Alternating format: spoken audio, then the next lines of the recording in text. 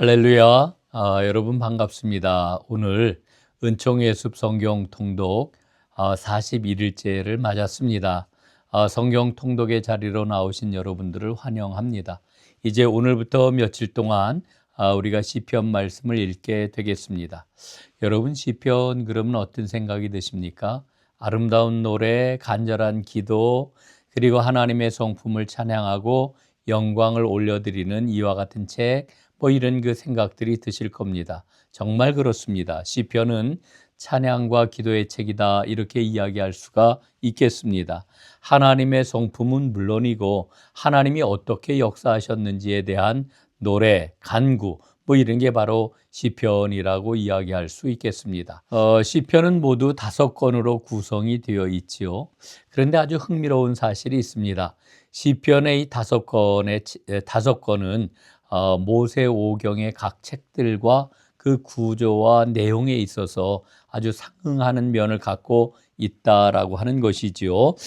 그 내용을 한번 좀 구체적으로 보겠습니다. 제1권은 1편부터 41편까지의 시편인데 이 부분은 창세기와 상응을 합니다. 그래서 선악을 판단하시는 창조주 하나님을 찬양하는 그런 노래들로 가득하지요. 제2권은 42편부터 72편까지의 말씀인데 출애굽기의 그러한 그 내용과 상응한다, 이렇게 말할 수 있습니다. 악인에게서 보호하심을 하나님께 구하고 구원을 노래하는 그러한 그 내용이 이 시편들 가운데 가득합니다. 그리고 제3권은 73편부터 89편까지의 말씀인데 레위기에 상응하는 그런 내용이 되겠습니다. 시온의 성소에서 예배를 드릴 때 어떻게 예배를 드려야 되는지, 이 예배에 관한 노래가 가득한 부분이다, 이렇게 이야기할 수 있겠고요. 그 다음에 제4권은 90편부터 106편까지의 말씀입니다. 민수기에 해당이 된다, 이렇게 이야기를 할 수가 있고요.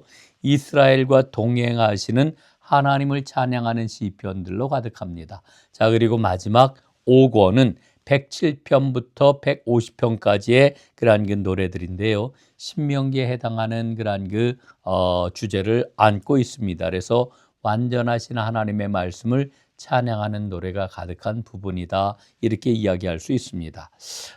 그래서 시편을 살펴보게 되면은 개인적으로 혹은 공적으로 하나님께 올려드리는 노래로 부르는 기도시이다, 이렇게 이야기를 할 수가 있겠습니다.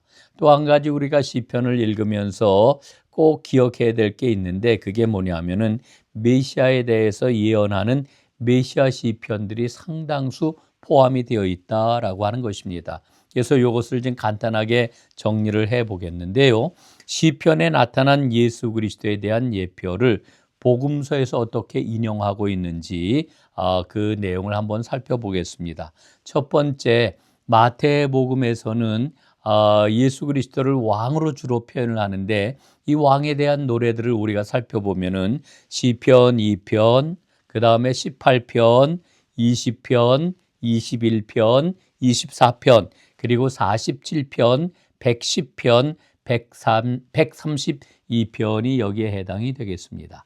두 번째로는 마가복음에서는 예수 그리스도를 종으로 이렇게 표현을 하고 있는데 이 종에 대한 노래가 시편에 다수 있지요. 17편, 22편, 그 다음에 23편, 40편, 41편, 그리고 69편, 109편 말씀이 거기에 해당이 됩니다. 그 다음에 세 번째로는 누가복음에서는 인자이신 예수 그리스도를 노래를 하는데 이 인자를 노래하는 시편은 8편, 16편, 40편 말씀이 되겠습니다. 그리고 요한복음에서는 하나님의 아들 성자로 이제 그 예수님을 표현하고 있는데 이 성자에 대한 예표는 19편, 102편, 118편 말씀이 여기에 해당이 되겠습니다. 자, 이렇게 우리가 시편에 대한 간략한 그런 그 내용들을 좀 먼저 이해하고 시편 말씀을 한 편 한 편 읽어 내려가도록 하겠습니다. 자, 이제 시편 각 그 시들을 좀 살펴보도록 하겠습니다. 먼저 좀 여러분들에게 양해를 좀 구해야 될 게 있습니다. 그게 뭐냐 하면은 시편은 150편이나 되는 아주 굉장히 방대한 그런 그 양이기 때문에 각 편마다 뭐 자세한 해설이나 각 시가 갖고 있는 특별한 주제나 이런 것들을 다룰 수가 없기 때문에 간략하게 이 시편은 어떤 시편이다 이렇게 한마디 내지는 한 줄 정도로 정리를 하고 넘어가려고 합니다. 조금 좀 건조하게 느껴질 수 있으실 텐데 그래도 좀 양해를 하고 그렇게 이해를 해 주셨으면 좋겠습니다. 자, 오늘 우리가 읽을 그런 그 시편은 시편 제1권에 해당되는 그런 그 내용들이 되겠습니다. 1편부터 41편까지의 말씀을 보겠습니다. 이 시편 제1권에는 하나님의 창조하심 그리고 하나님의 심판에 대한 찬양의 노래들이 가득한 그런 그 부분입니다. 그리고 1편과 2편과 10편, 33편 이렇게 4편의 시를 제외하고는 제1권의 주요 저자는 바로 다윗이라고 하는 것도 마음에 새기고 이 말씀들을 좀 읽었으면 좋겠습니다. 자, 1편 말씀을 보겠습니다. 1편은 시편 전체의 주제를 담고 있는 그런 것이다. 또 1권의 그런 그 주제를 리드하는 이와 같은 시다라고 하는 것을 먼저 말씀을 드립니다. 이 주제는 복 있는 사람은 형통한다라고 하는 것입니다. 그러면은 의인의 길과 악인의 길이 나뉘는 것은 어떻게 나뉘느냐? 하나님의 말씀을 마음에 새기는 묵상하느냐 여부에 따라서 의인과 악인의 길이 나뉜다라고 하는 것을 이야기합니다. 자, 2편입니다. 2편은 하나님의 승리와 하나님의 다스림을 찬양합니다. 하나님 아들의 그 다스림을 찬양하고 있습니다. 20편 2편에는 아주 유명한 구절이 있죠. 너는 내 아들이라 오늘 내가 너를 낳았도다 라고 하는 구절. 이 말씀은 예수님이 세례 후에 하늘로부터 들으셨던 그와 같은 음성입니다. 시편 3편입니다. 어려울 때에 부르는 아침 찬송으로 널리 알려져 있습니다.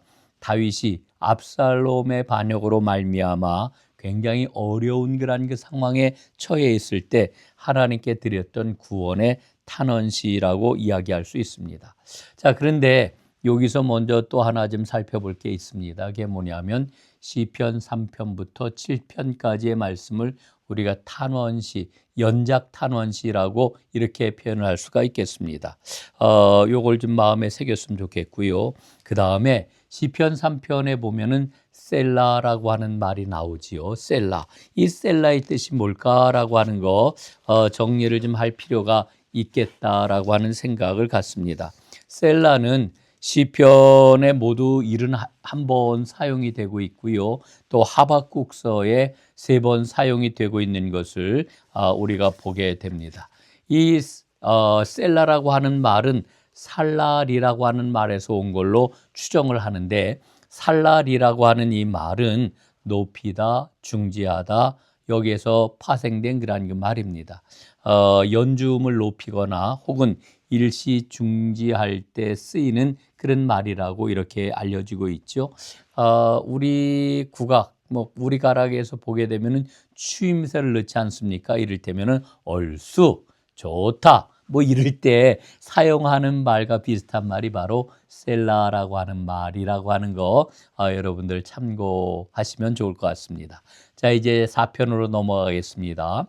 4편은 경건한 자가 드리는 저녁 기도입니다. 다윗이 저녁 침상에 누울 때에 평안을 구했던 탄원시라고 말할 수 있습니다. 제5편은 악인의 심판을 구하는 아침 기도입니다. 성전에서 아침 번제 때 함께 불렀던 찬송으로 알려져 있지요. 6편으로 넘어가겠습니다. 6편은 구원을 바라는 눈물의 시며 기도입니다. 그러니까 아침 기도 때 드리는 시, 저녁 기도 때 드리는 시, 그 다음에 밤중에 드리는 이 시, 그러니까 아주 그 하루의 모든 시간에 하나님 앞에 드리던 시가 있었다라고 하는 것을 우리는 여기서 발견하지요. 이 6편 말씀은 다윗이 밤에 잠 못 이루면서 눈물로 탄원하며 드리던 기도시다 이렇게 이야기합니다. 자, 7편입니다. 7편은 악인을 판단하시기를 구하는 기도라고 이야기를 할 수가 있습니다. 다윗이 베냐민 사람 구시의 공격을 받고 감정이 너무너무 아프고 힘들었어요. 그래서 하나님께 악인을 제발 끊어달라고 탄원하며 드렸던 그러한 그 기도가 바로 7편이라고 이야기할 수 있습니다. 자, 앞에서 제가 탄원시가 3편부터 7편까지다 이런 말씀을 드렸는데 요걸 다시 한번 좀 정리를 좀 해볼게요. 3편은 대적의 공격에서 나를 구원해 주십시오라고 하는 탄원시입니다. 그 다음에 4편은 주의 얼굴을 비추어 주시사 평안을 주십시오라고 하는 탄원시입니다. 그 다음에 5편은 악인이 자기의 꾀에 빠지게 해 주십시오라고 하는 탄원시입니다. 6편은 원수가 부끄러움을 당하게 해 주십시오라고 하는 탄원시입니다. 그리고 7편은 악인을 끊으시고 의인을 세워주십시오라고 하는 탄원시가 되겠습니다. 저는 이 탄원시를 계속해서 읽으면서 그런 고백을 갖게 됩니다. 인생의 억울함을 당할 때 나는 하나님께 억울함을 제대로 토로하고 하나님의 도움을 구하고 있는가? 아마 이런 그 부분이 우리의 신앙을 좀 더 세밀하고 친밀하고 인격적으로 하나님과 관계를 맺게 하는 게 아닐까 시편을 읽으면서 그런 마음이 듭니다. 자, 또 한 가지 이제 좀 정리를 좀 해보려고 하는 게 있는데 제1권에 나오는 표제어들입니다. 표제어들이 어떤 게 나오느냐 하면은 몇 가지 있는데요. 7편에 보면은 식가요이라고 하는 단어가 나오지요. 이 감정적으로 들뜬 상태를 나타내는 그와 같은 표제어가 되겠습니다. 그 다음에 8편에 보면은 깃딧이라고 하는 이와 같은 표제어가 나옵니다. 주의 얼굴을 비추어 주시사 평안을 주소서라고 하는 뜻입니다. 그 다음에 9편에 보면은 무라벤, 발음이 어렵죠. 무라벤이라고 하는 이와 같은 그런 그 표제어가 나오는데 아들의 죽음에라고 하는 뜻을 갖고 있습니다. 그 다음에 16편에 보면은 믹담이라고 하는 표제어가 나옵니다. 돌에 새긴다라고 하는 뜻을 갖고 있습니다. 그러니까 황금시, 돌에 새길 정도로 귀하다는 거지요. 황금시, 금원시를 의미하는 그런 내용이 되겠습니다. 그 다음에 이 32편에 보면은 마스길이라고 하는 표제어가 나옵니다. 이건 교훈시라고 하는 뜻이 되겠습니다. 그 다음에 39편에 보면은 여두둔이라고 하는 말이 나와요. 이 여두둔은 다윗이 세운 그 세 명의 악장들이 있는데 그 3대 악장 가운데 한 사람이 바로 여두둔이라고 이렇게 이야기를 합니다. 자, 1권에 나오는 표제어들을 좀 정리를 했고요. 이제 8편으로 넘어가겠습니다. 자, 8편은 창조주의 영광과 인간의 존귀를 노래하는 그런 시가 되겠습니다. 여러분 8편에 보면 아주 하나님께서 인간을 얼마나 끔찍하게 생각하시는지 이런 말씀이 나오지요. 사람이 무엇이기에 주께서 그를 생각하시며 인자가 무엇이기에 주께서 그를 돌보셨나이까. 그를 하나님보다 조금 못하게 하시고 영화와 존귀로 관을 씌우셨나이다 라고 하는 아주 유명한 구절이 여기에 나오는 것을 보게 됩니다. 8편이었습니다. 자, 이제 9편으로 넘어가겠습니다. 9편에 보면은요, 열방을 심판하시는 하나님을 찬양하는 노래가 이 9편의 시입니다. 그 다음에 10편 넘어갑니다. 10편은 악인에 대한 심판을 요청하는 그런 시가 되겠고요. 이제 11편으로 넘어가겠습니다. 11편은 선악간의 인생을 감찰하시는 하나님을 노래하는 시가 되겠습니다. 12편입니다. 12편은 시대의 악함에 대한 고발을 하고 하나님의 보호하심을 탄원하는 그런 그 내용의 시가 되겠습니다. 13편입니다. 13편은 시련을 겪는 자가 하나님의 즉각적인 응답을 요청하는 그러한 그 시가 되겠습니다.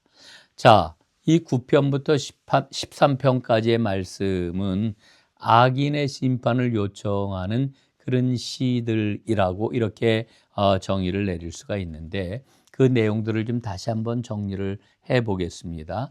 9편입니다. 열방을 심판하셔서 하나님을 알게 하옵소서 이렇게 하나님께 빌고 있습니다. 시편입니다. 하나님이 없다 하는 악인을 심판하소서 이렇게 노래하고 있습니다. 11편입니다. 하나님은 의인과 악인을 감찰하는 분이십니다 라고 고백합니다. 12편입니다. 비열한 시대에도 주께서 주관해 주옵소서 이렇게 노래합니다. 13편입니다. 원수가 칠 때에 여호와께서 응답하소서 이렇게 노래를 하고 있습니다. 자, 그래서 악인의 심판을 요청하는 시편들이 바로 9편부터 13편까지다 하는 거 살펴보았습니다. 자, 이제 14편으로 넘어가겠습니다. 14편은 악인의 어리석음을 고발하는 그런 노래가 되겠습니다. 14편 시인이 노래하는 어리석은 자가 누구일까요? 이건 굉장히 중요한 그런 그 주제인데 하나님을 제쳐놓고 살아가는 삶의 태도를 가진 자, 다시 말씀을 드리면은 하나님의 주권을 무시하는 무신론자라고 이렇게 이야기를 할 수가 있겠습니다. 자, 15편입니다.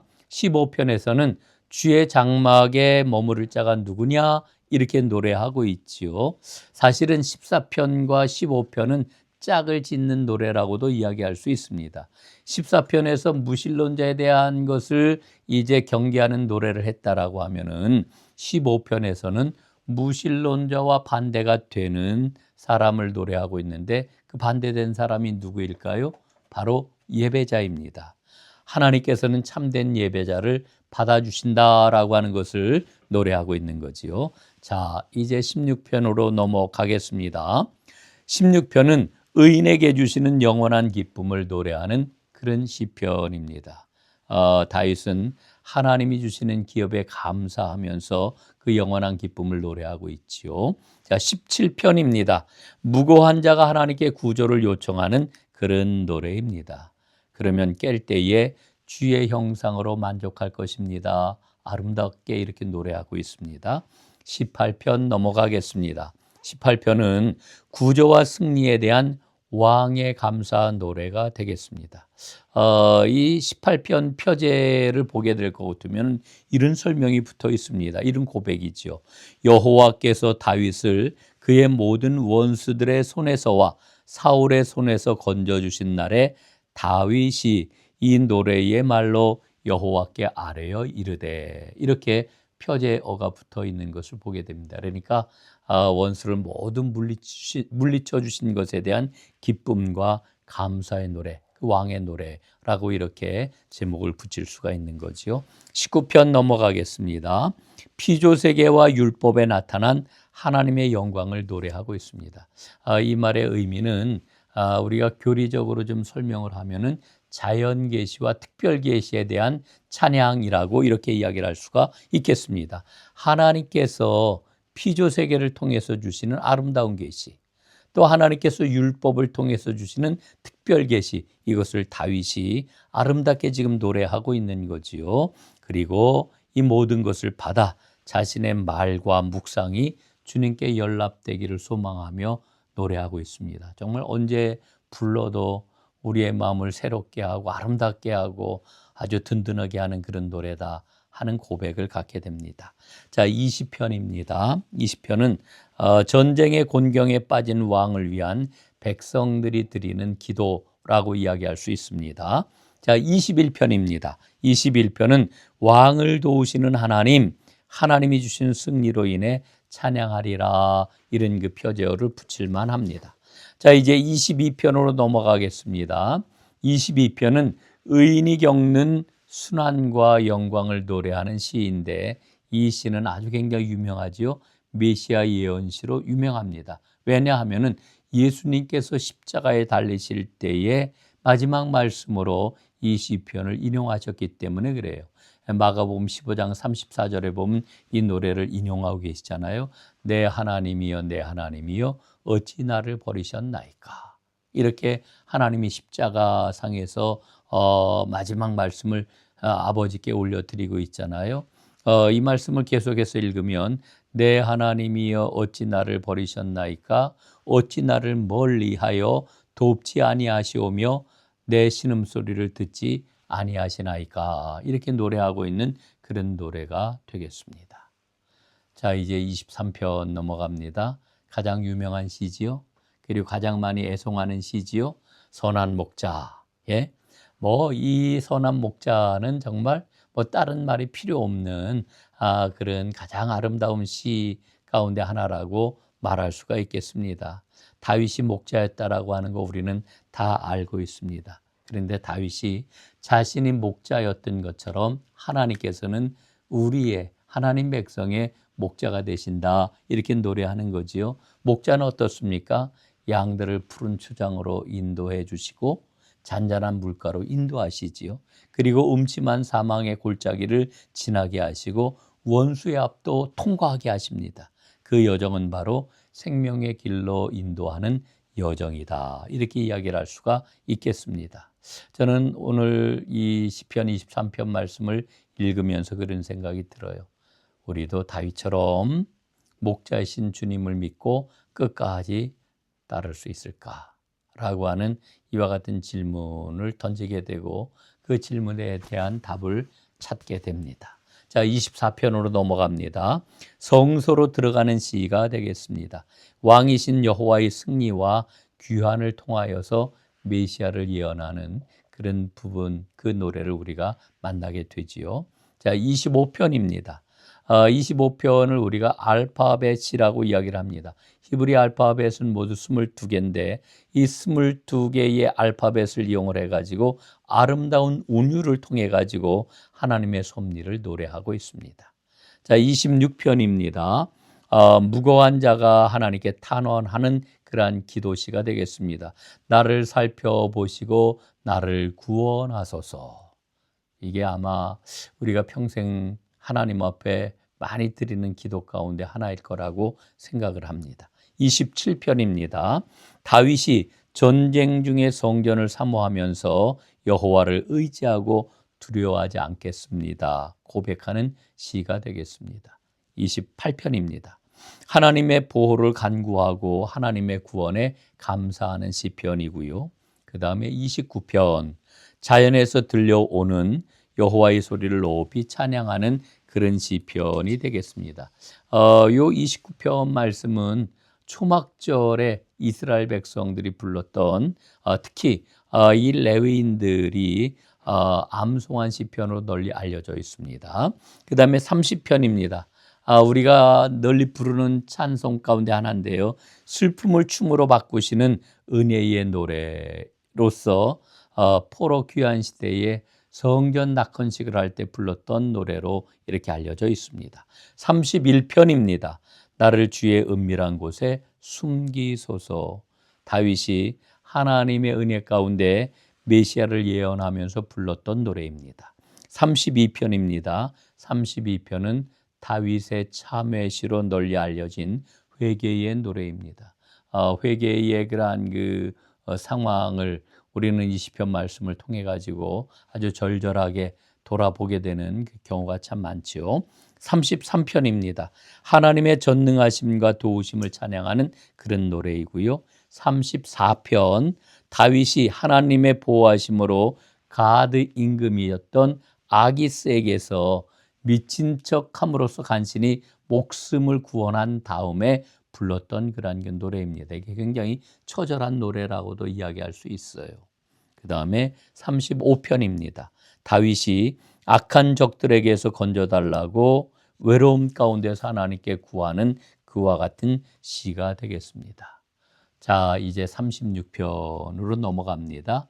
하나님의 자비는 풍성하시다라고 노래하는 아름다운 그런 노래입니다. 37편, 악인들로 인하여 불평하지 말라 노래합니다.